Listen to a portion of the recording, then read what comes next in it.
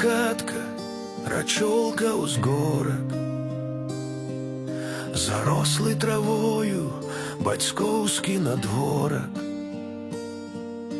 колодязь з водою давно не чапаний,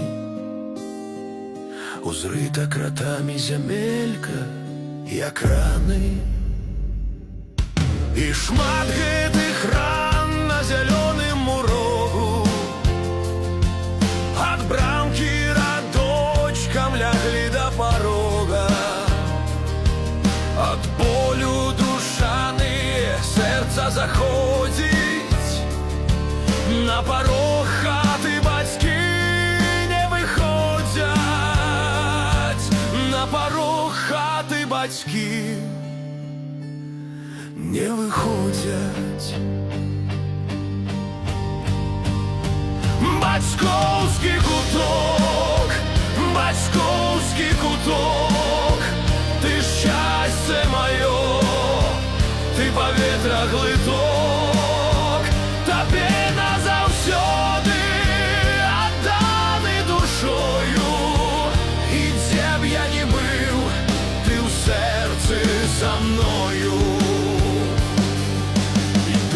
Мяне ўжо ніхто не чакае, а сонца праз шыбы ў куткі заглядае, як быццам шукае, хто ў хатцы жыве. Малюнкі дзяцінства плывуць у галаве,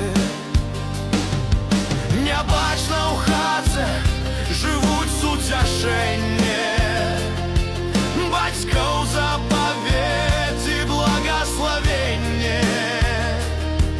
Да скону вякоў сеў, душы застанецца, пакуль мы жывём, пакуль б'ецца сэрца.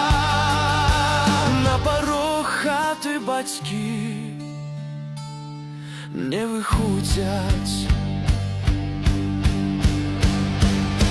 Бацькоўскі куток, бацькоўскі куток, ты шчасце маё, ты паветра глыток.